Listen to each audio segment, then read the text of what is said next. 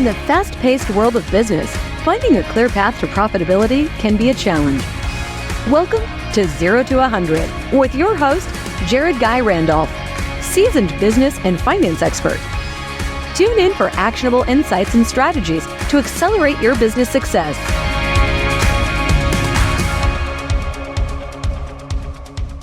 Hello, Accelerators. Today on 0 to 100, I am very happy to introduce our guest, Eddie DeAngelis, who is the CEO of Qualifi, a business finance platform. He's been in the business for over 12 years, so he truly is an expert, and Qualifi has lent over $500 million in credit to business owners like you. Some of the topics that we are going to cover are the pitfalls that borrowers make, how to avoid them, why you should get credit when you do not need credit, asset-based lending, and why you should not take the first loan that you are offered when shopping for credit online. For those of you who don't know me, my name is Jared Guy Randolph. I am the founder of BoxFi. We are the nation's leading payment consultant, providing business growth solutions through payment processing. And I'm happy to share the network I've built over my 25-year entrepreneurial journey to help you grow your business and become more profitable.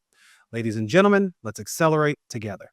Eddie, thank you so much for joining us on 0 to 100. Jared, thank you for having me. Very much appreciate it. So today we're going to have a great conversation around financing for business owners, and you've got 30 years of experience, so you're going to shed some light on what we may not know and how we actually use financing as a way to catapult our profits in our business. But before we start, I have a question. It's a new question. You're the first guest that I'm asking this question to. In your business, do you have a catchphrase or a one-liner that you find yourself always saying to your clients? A catchphrase. One that I kind of, it's more for internally with our training and our sales team and our funding managers, but I have mentioned it to clients and it's part of who we are in the industry. I love saying you can never go wrong by doing what's best for the clients. Love it. And that's one that's always sticking to us. And that's kind of like the business model that we're, working under. I love it. That's awesome. Well, that is actually a perfect way for us to segue into some things that I would love to discuss with you today. And one of the things that I want to focus on, since you are so client focused, let's talk about some of the common pitfalls that business owners run into when they're going out for business financing, and just kind of give us the rundown on what they need to look out for or be prepared for when they're going to get financing for their business. Yeah. So common pitfalls. I mean, most business owners will start with their local bank, right? They have money in their bank. They have their bank account. They're going to apply with the bank. In today's world, unfortunately, the banks are probably servicing about 15% of all the businesses in the United States. So there's, 80+% that are looking to go elsewhere, needing to go elsewhere when they need money, when they need it. We call our industry the alternative financing, which is pretty much everything outside of conventional banks. One of the most common pitfalls where we're helping a lot of clients is when clients go out into the open market, in today's world with technology, they go right online, type in small business loan or small business line of credit. And what happens is you're going to see, like any Google search, tons of companies coming up, right? Right. The business owners themselves are not in the industry, so they don't necessarily know who's who, what type of lending option, what products that the lender is offering, what rate ranges are they servicing, high risk clients, are they servicing preferred borrowers, and what happens is sometimes clients go into the market and they need money quickly. And, let's just say they pull up a lender, and I'll use a name like On Deck Capital, for example, right? They're a big lender, $1 billion company potentially. And On Deck Capital has, one or two products, but they're servicing one part of the market. It's one product. It's typically their interest rates are in the middle range, what we call like standard, not necessarily preferred and not necessarily high risk. And if a business owner doesn't know and they just go to, let's just say On Deck or any other type of lender, there may be so many other options that are more suited for their needs. Number one, it could be a lower interest rate, it could be a longer term, it could be a better product. So there's a lot to be said about finding not necessarily just the best interest rate, but the best product for the client. You leaned into interest rates, and I actually want to keep going on that because I've been in the position years ago where I got a loan and I thought my interest rate was X, but then after all of the different servicing fees and X, Y, and Z, it ended up being bigger. How do the business owners, because our audience are entrepreneurs, business owners who are operating successful businesses, how do they really get transparency or clarity on what rates they're actually paying on the loans? So when you say transparency on the rates, I mean, we do an upfront discovery call with our clients. We'll do it typically over a Zoom call, 20, 30 minutes, understanding all about the business, their needs, how much they're looking for, what they're using the funds for. Then we'll go into asking them some qualifying questions about revenues, profitability, credit, all those impact items that we talked about in our first call. We set an expectation right up on the upfront call and give brackets of where we believe that they're going to fall. And in a lot of cases, we're very accurate. And in some cases, we may not be. Something might come up on the back end of underwriting, whether it could be a tax lien or some other debt that the client didn't disclose to us. So that could obviously trigger different rates and different programs. But for the most part, once we have a deal approved, we can send out a contract with the total cost breakdown, exactly how much we're going to be funding, the total payback amount, the payment, whether it's weekly, monthly, the total interest rate. And to that point, even further, many states are starting to pass regulations now with, it's called like a disclosure that the lenders will send out with the agreement that breaks down all the bullet points, including APR on every single contract. So it started with California. Now there's probably 6 or 7 states that are now putting that in play, which also makes it more transparent for business owners to understand the financing a little bit better. It was probably 8 years ago when I got that loan, and it was a line of credit.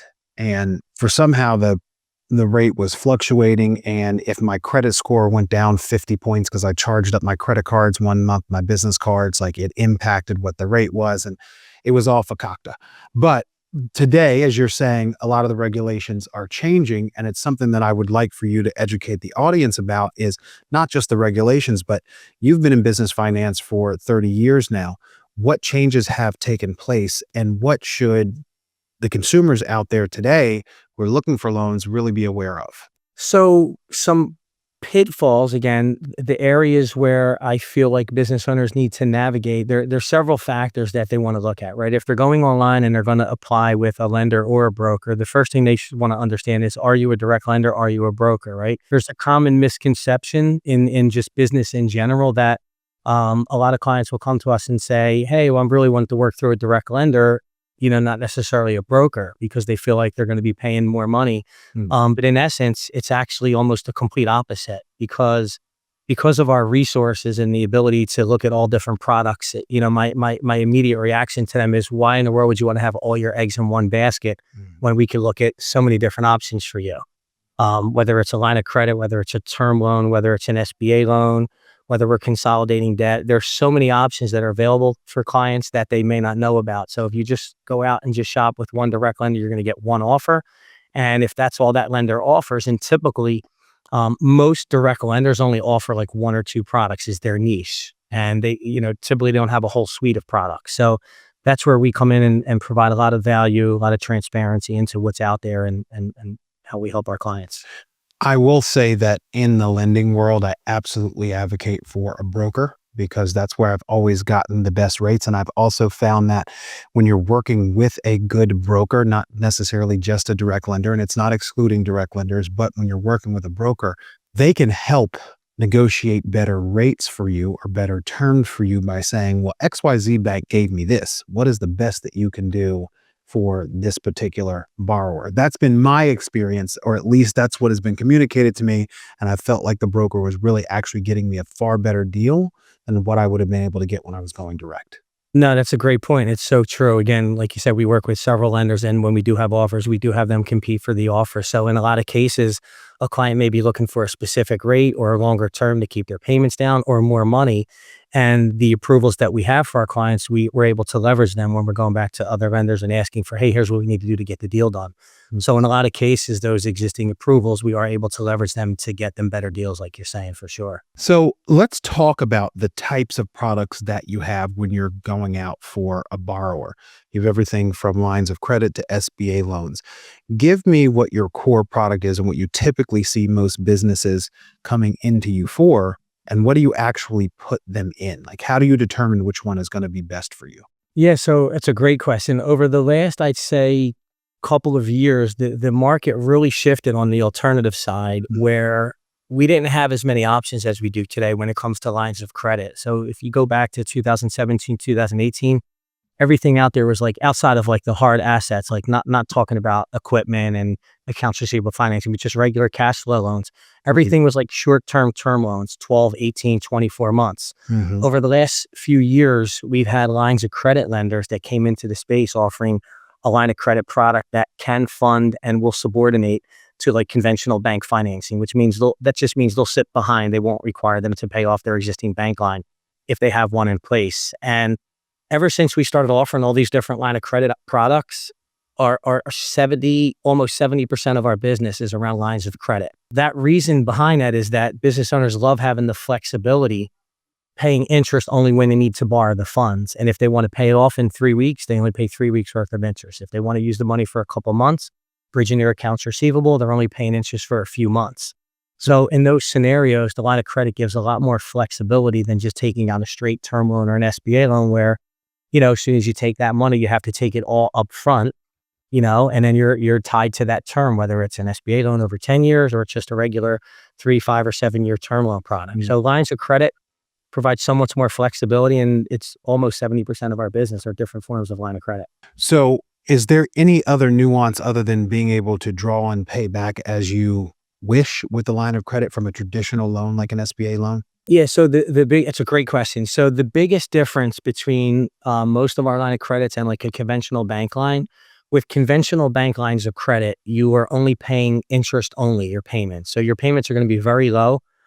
There's definitely some pros to that. You're only paying interest, so you have very low payments. Mhm. You can also look at it as you're not chipping away at the principal, so you're just paying interest, forever. So the main difference between the lines of credit that we offer is most of them are interest and principal. So they're tied to a specific term. However, more qualified the borrowers are, like they're good credit, good time in business, decent industry type.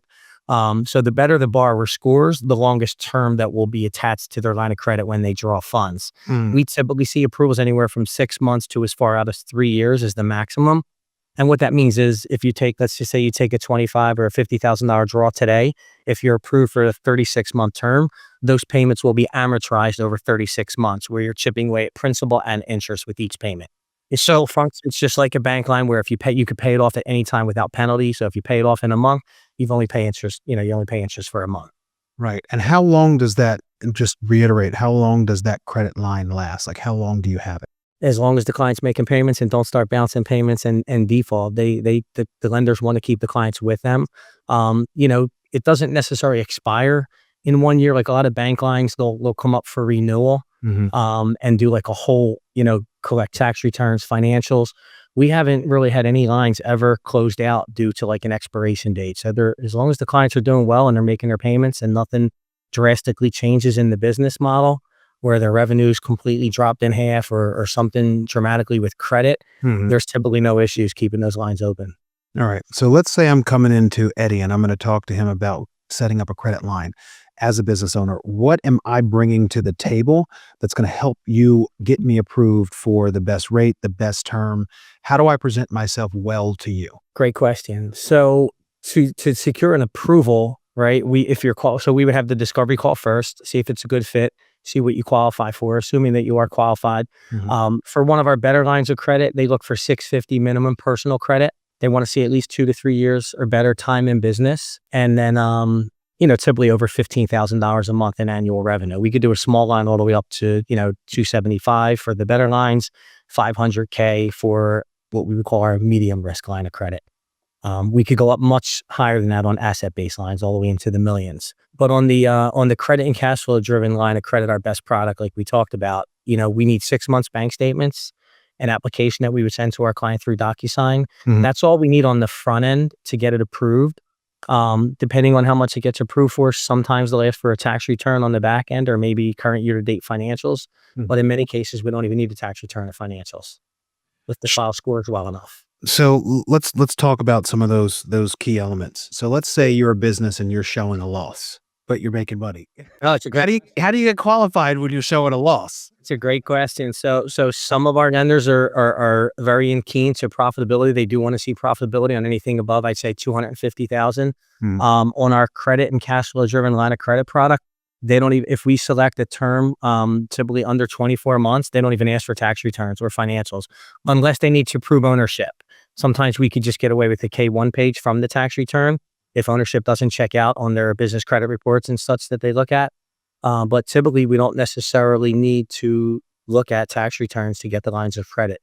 We've done hundreds of deals in the past where they're not showing profitability and funded, tons of money.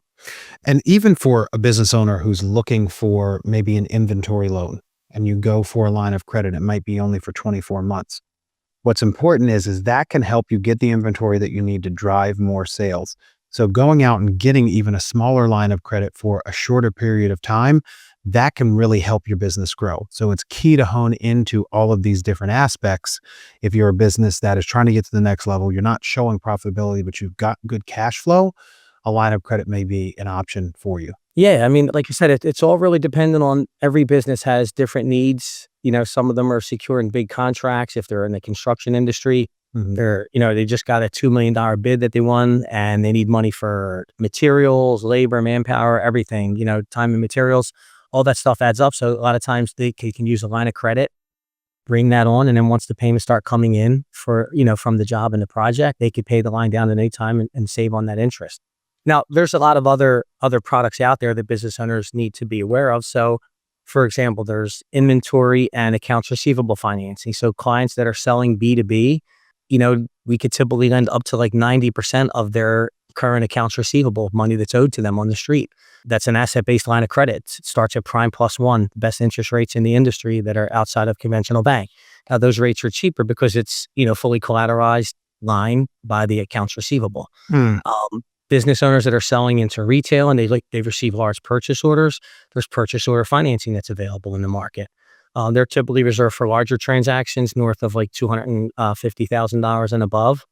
But there's so many different options out there, right? There's a lot of clients that come to us that have, a lot of existing debt and they got, a lot of short-term financing and they're looking for some relief to lower their payments. We have some consolidation term loans that go out to 7 years that we could fund in less than a week. That particular product, they do look at profitability though. So if they're showing big losses, that one wouldn't be a good fit. We have others. We could do cash out refi on real estate, up to 30-year fixed terms with interest rates starting at prime. So there's so many different options, but it's really all geared, mainly driven by what the client's needs are. And that's what takes us in the direction. And it's really important to say that because the client's need and what they're trying to accomplish really dictates what's going to work best for them. One thing I want to clarify on the asset-based line of credit, you mentioned inventory, and I want to make sure I'm hearing this correctly. It does inventory, accounts receivable, or purchase order, do they count as assets to borrow against? Yeah, so inventory and accounts receivable. So accounts receivable is like the number one asset that a business has because it's the quickest to convert to cash if there's an event of a default. So there's thousands of asset-based lenders that are lending on the accounts receivable, including conventional banks, right? Typically 80 to 90% advance rate. And what that means is, let's say you have $5 million in AR that's owed to your company. We could potentially give you a $4 million plus line of credit. Inventory is another component. It's another, what we call a secondary asset. So if someone has accounts receivables and inventory, the inventory just adds more to the line. They typically will lend 50 to 70% of like the orderly liquidation value. So that would add more to the line. Now, some clients that sell e-commerce, they don't have accounts receivable because they're selling everything on like Amazon and such. So we have inventory only lines of credit. And we also have an e-commerce line of credit that's totally uncollateralized. So there are so many different options out there in the market. And that's why, we do that in-depth discovery call to see what's going to be the best fit and go down. So let's do a real-time example. Let's say I'm a restaurant and I have 2 locations and I'm at a place where I need to replace my equipment. I've got pretty decent credit and we've got good cash flow. How does a restaurant get qualified for a line of credit?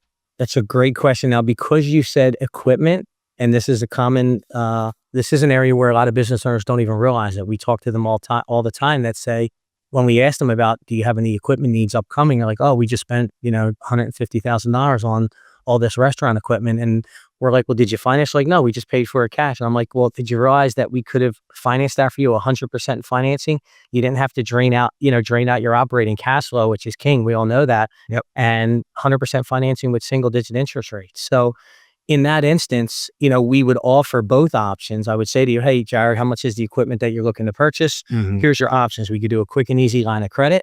that would be, typically starting at 1% a month. And we could also look at equipment financing if you just want to do it on a 5 or 6 year term at single digit interest rates. The equipment finance would actually be cheaper.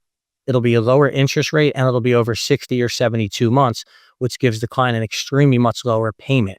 So if they're looking for a much lower monthly payment versus just using the line of credit that might be capped at 12, 24, or 36 months. So that's where we would offer both options and let you, the client, make the best decision, on behalf of your business and what your needs are. Gotcha.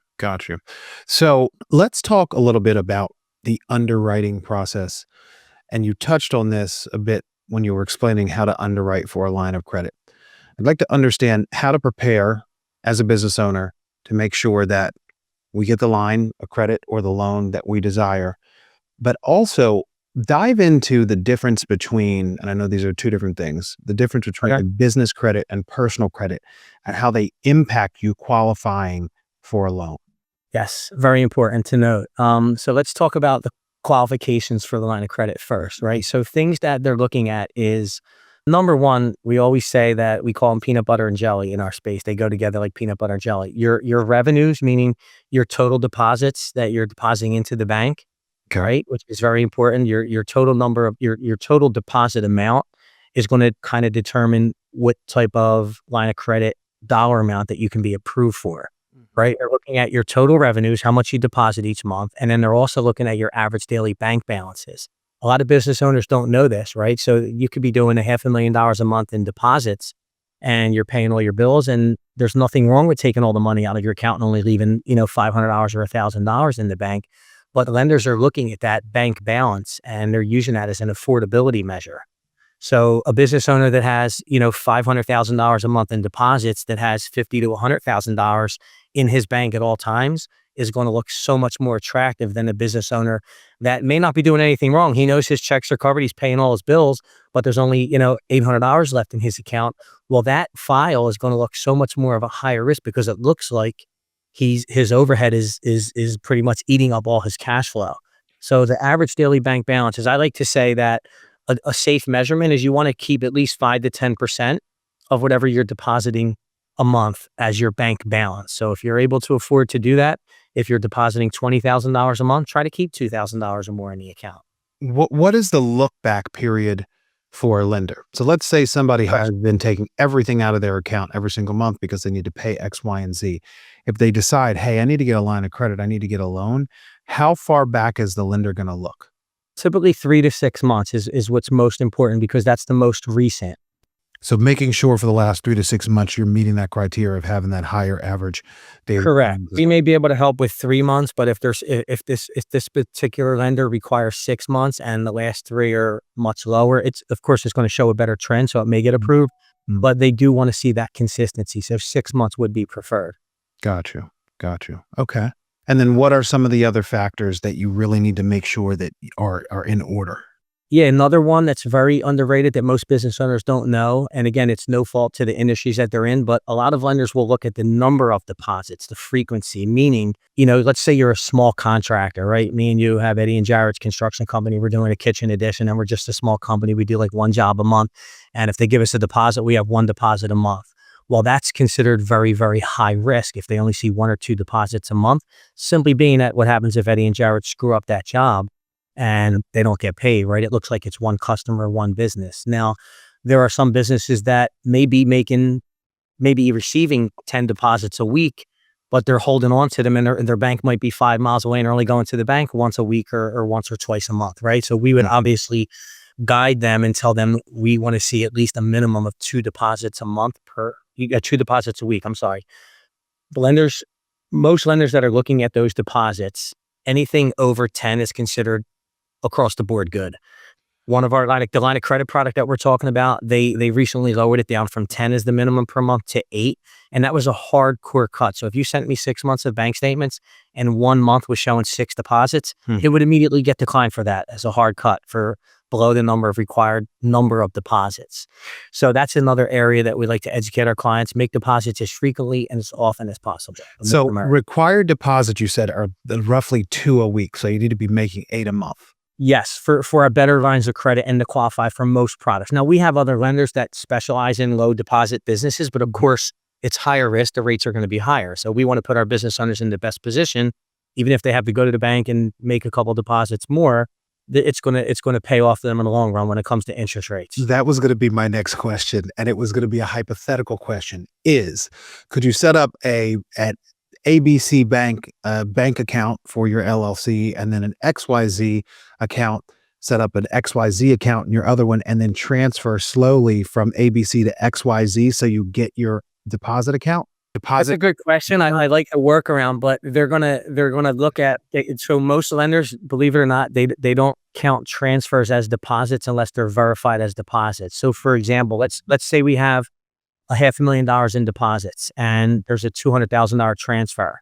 They're going to scrub that out of their underwriting because that transfer could be coming from their home equity line of credit. It could be coming from their personal bank. So they don't know that that's revenue unless we prove it is, and they would ask for an invoice to verify that deposit. So I wouldn't say the transfers would work. I would just say you could do, with today's technology, you can make, I do it all the time. You can make a mobile deposit on your phone, even if you have to, put in smaller deposits. They just want to see a frequency of deposits because that's in the underwriting world, businesses that make a couple deposits a month end up defaulting more often than businesses that are making 20, 30, 40, and 100 deposits a month, right? More transactions, more customers, more business, the more stable that business and the more stable it looks in an underwriter's eye. Gotcha. That makes sense. So talk to me about, obviously they're going to pull credit. How do you get to a point as a business owner where you can move away from it just being predicated upon your personal credit to them just using your business credit to qualify you for lending? Yeah, this is a question that we hear all the time. I have a lot of business owners that just come to us and be like, look, I want this to be on my business. I don't want to personally sign. I don't want to sign a personal guarantee. And while we do have some products, some loans, and a line of credit product that doesn't require a personal guarantee, most of the better ones do require a personal guarantee. With regards to the credit though, and this is another misconception, right? A lot of business owners be like, hey, I've been in business 20 years. I'm doing $10 million a year. I'm making $1 million a year in profit.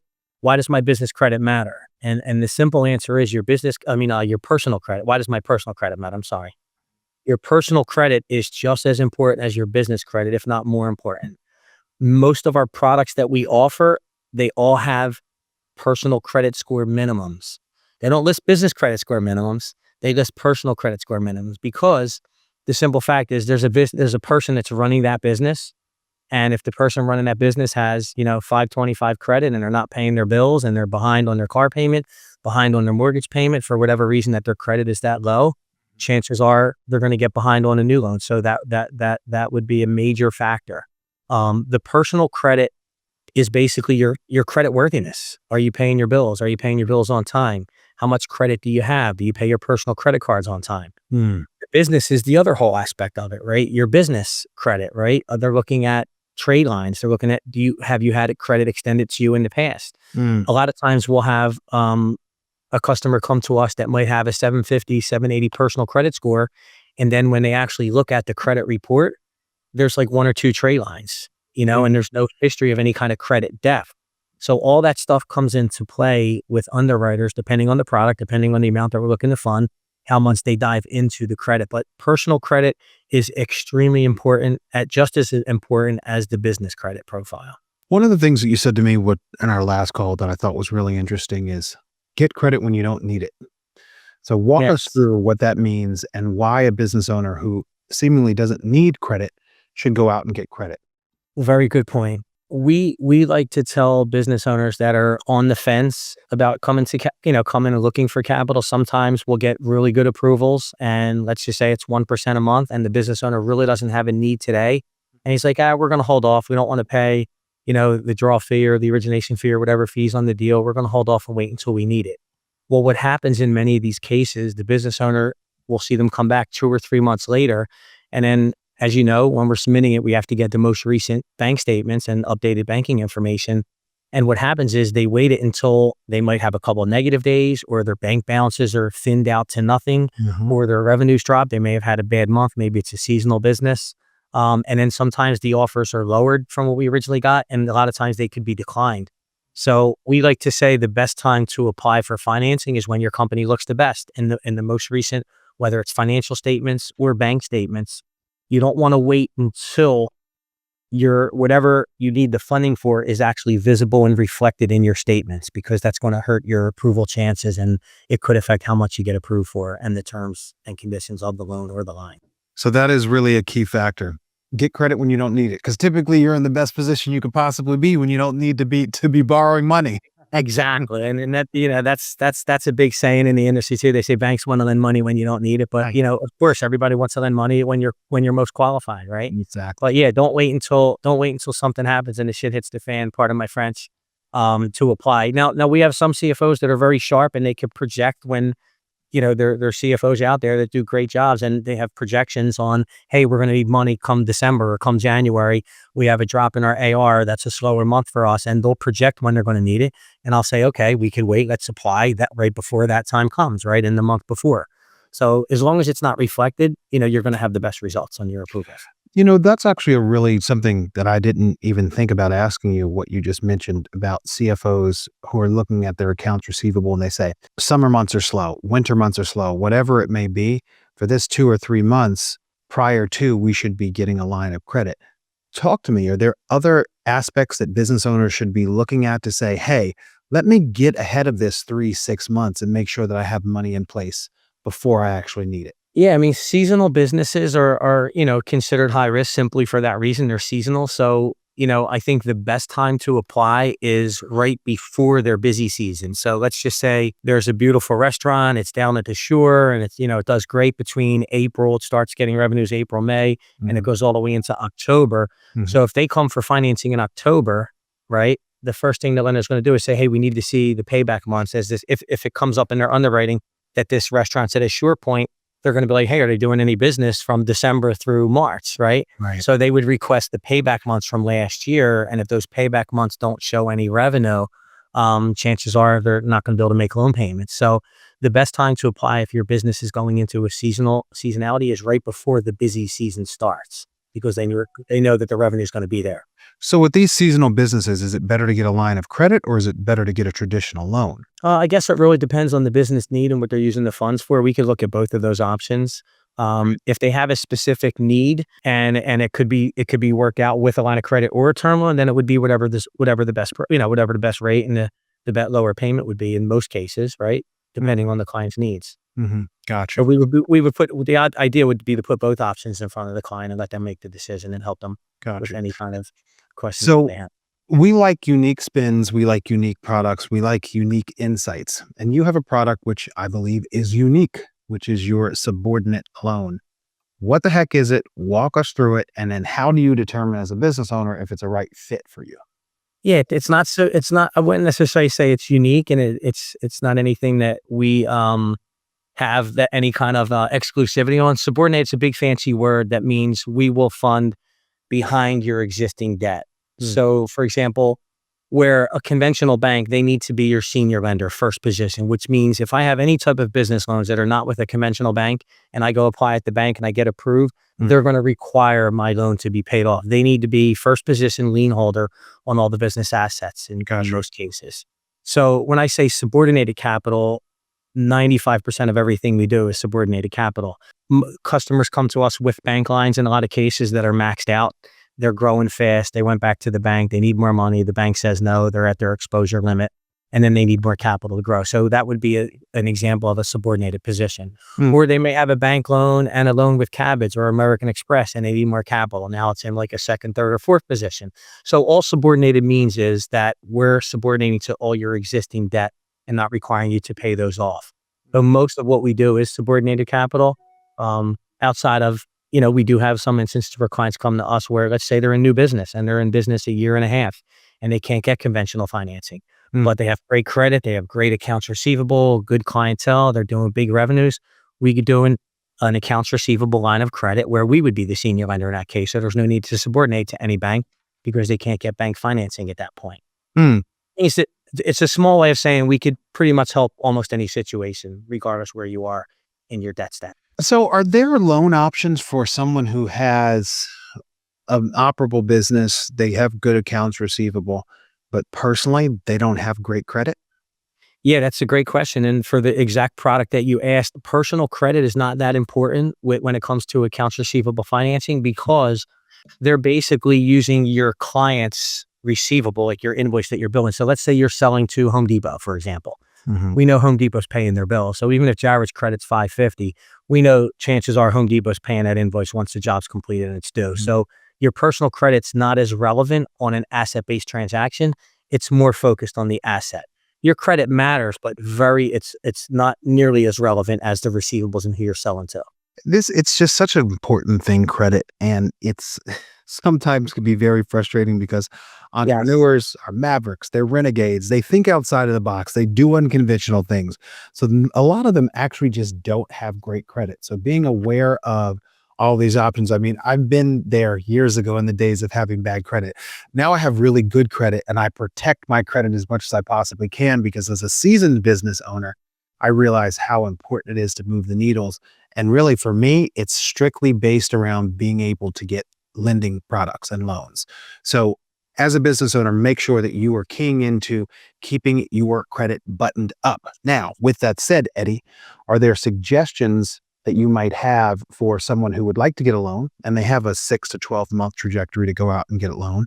They don't have great credit. What are some ways in which they can start to correct their credit? To correct their credit, so you have to each person's credit is low for could be various different reasons. One of the biggest areas where we see credit scores dropping is when consumers have a lot of credit card debt on their personal side. Now, of course, it's easier for you and I to say, hey, just pay down all your credit cards to less than 20% utilization. But if you don't have $20,000, $30,000 or $40,000 to do it, unfortunately, that's not an option for a lot of business owners. But just so you know, the personal credit cards, when you pay, if you have cards that are like 50% or more leveraged and you pay them down below 25%, we've seen scores shoot up between 50 and 100 points. So that's a really big driver that weighs a lot of people's scores down. So the best you could do at managing to getting those credit cards paid down. In some instances, we would fund, we can fund if they have good revenues and poor credit. It may be higher interest rates because of the credit score in shorter terms, but we can help them and they use some of that capital to pay down the existing debt and the things that are on their credit that are weighing them down. And then we could reapply and resubmit when the scores go back up, typically in about a month once the bureaus reflect the new scores. And then we can apply for something much better interest rate to be able to consolidate that original loan out. Awesome. So are there any trends right now in the business lending industry that you see happening that our viewers should be aware of that would benefit or harm them? Yeah, I think it's a great time in the industry for us in the alternative financing side because a lot of lenders, especially coming out of the pandemic, right? Pandemic pretty much froze a lot of the lending in the country. I know we were pretty much not doing too much during that pandemic time because a lot of business owners couldn't even open. So lenders weren't even funding because they can't get paid back if the businesses can't conduct business. So the industry kind of froze for pretty much almost 2 years. And there was a few deals getting done, but not much at all. And especially restaurants had such a hard time. They weren't allowed to open for the most part. They were the most focused on industry that nobody wanted to touch. So, you have a 2-year break like that, and then lenders are coming back in, and then all of a sudden everybody has to start putting money on the street. They have these credit facilities, they're paying interest on them. So what we've seen over especially the last 12 months, now that all the the PPP funding that was available from the government with no interest or 1% interest, that was great for business owners. But now that all that seemed to dry up, there's been a big push in our industry and we've seen an influx of applications. What I think is great now, there's so many new lenders and new products that are constantly flooding into the alternative space. It just opens up so much more options for the business owners, and all of these lenders are competing for the same market share. Right. So they're constantly lowering rates to match this one's rates. They're constantly going out an extra year term to beat this next lender's term. So we're constantly on top of that on a daily basis. Any new lenders that's worthy and reputable, we'll immediately sign on with them and start offering their products. And it's just a really good time right now for business owners to look for financing. Even the things that we covered today and the different lending options, it can be very overwhelming for a business owner when they're starting to look for lending options. Is there any advice that you could give the audience on what they should do to make it less overwhelming, to make the right decision? Yeah, I'd say the first and most important thing is if you're going to go online into the alternative market and the bank is not an option, make sure you thoroughly vet the company that you're speaking to. Look at their website, make sure they have a website, and don't stop there because anyone can put up a website, as you know, pretty quickly and easily.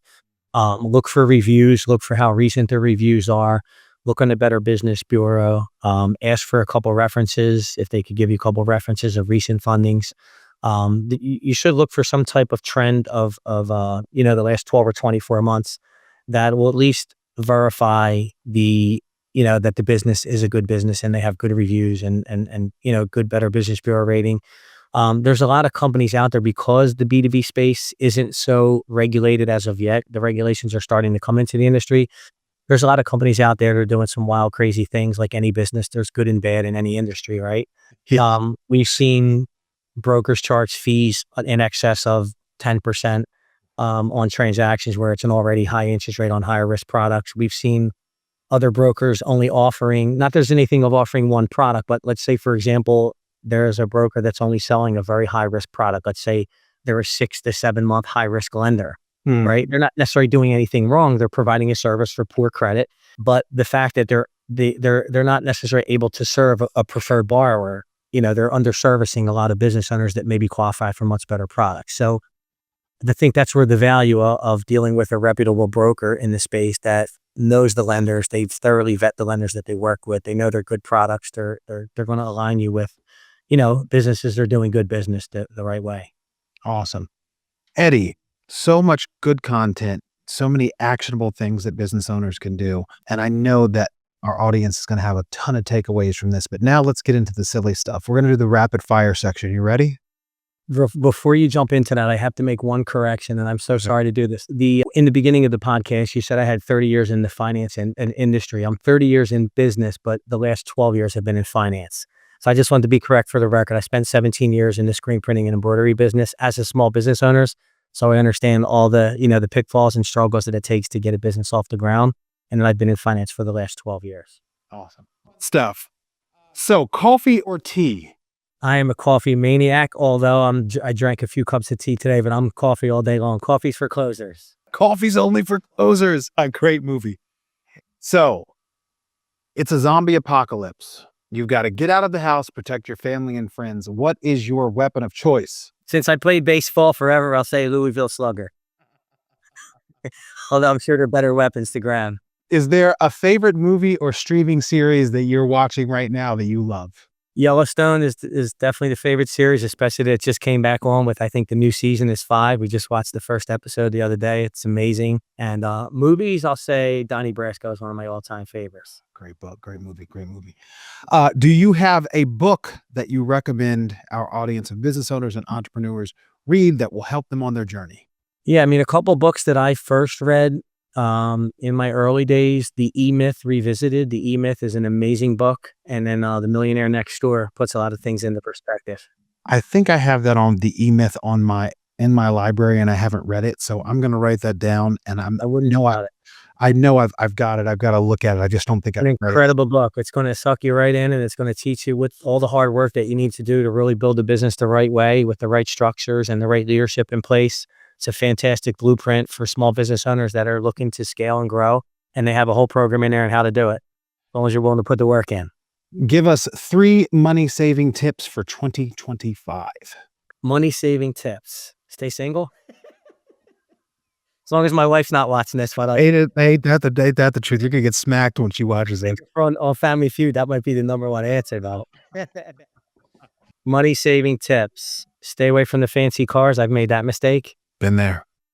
And number 3, come to Qualifi for your business loans and lines of credit. Go qualifi.com. We will absolutely save you a ton of money from going elsewhere. I love it. Who are 2 key people in your life that have helped you to get to the level of success that you've realized in your business? Wow, this is a really good question.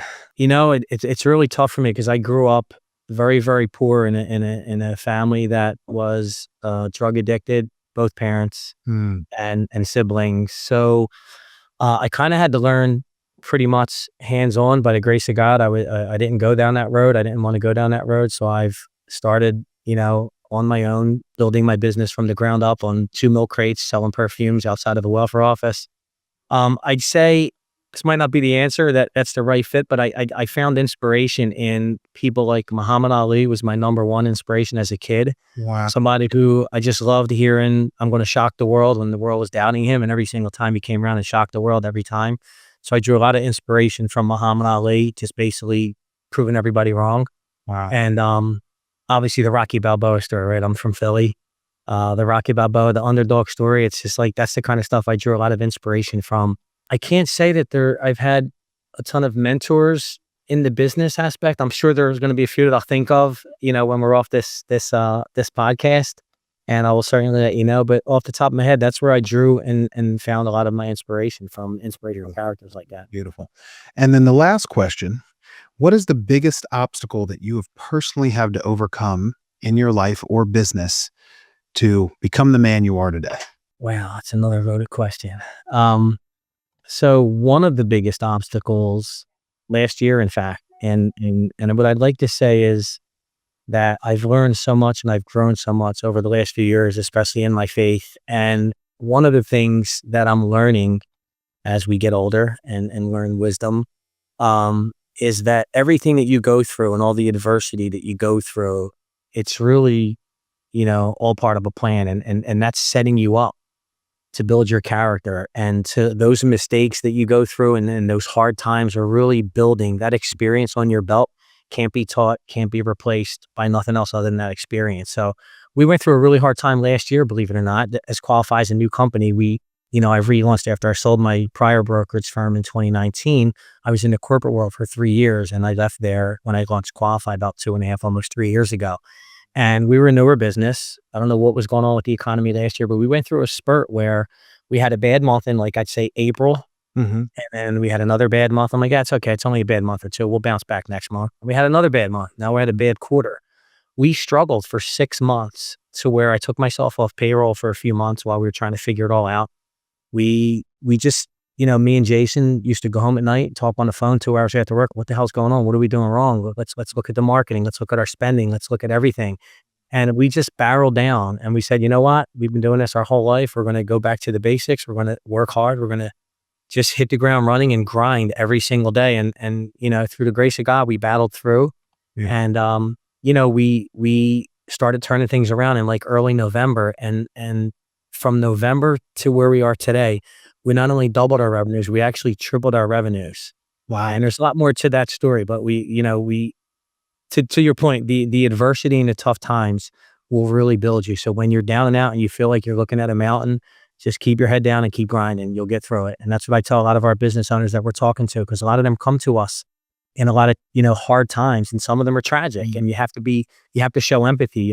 Sometimes it's words of encouragement that I can't tell you how many business owners were really touched by just propping them up and say, hey, you've been here before, you're going to get through this, just hang in there. It's not permanent.